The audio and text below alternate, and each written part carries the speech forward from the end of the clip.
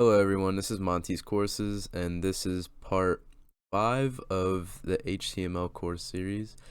And today we're going to be learning about div tags. Div tags are extremely useful, but right now it might not seem like it does much, but when you learn CSS, which is like the style of like the website basically, it'll help out a crap ton. I'll give you that. So divs. What are divs? Divs are like a way of organizing something or putting code into a category. So let's say we do this, right? We got div, and then we got the closing div.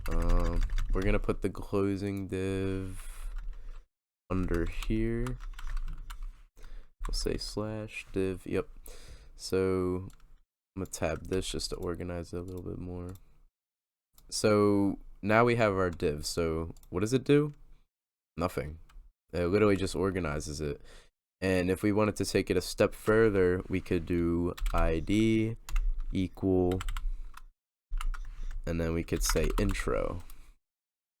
So now this is under the intro ID. So if we were to go here, you guys don't notice yet, but if we went into CSS and referenced intro, everything in between here will be referenced.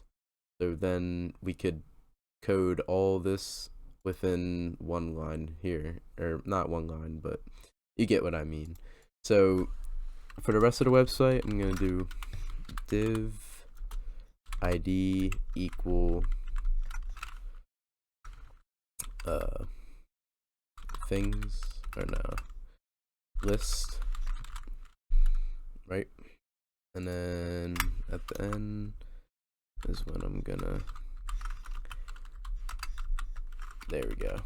So now everything in between here is now associated with the ID list. Yeah, divs aren't really that hard. And that's pretty much it for today's tutorial. So if you watch to the end, please make sure to like and subscribe. Thank you so much for watching, and I will see you in the next video. Bye.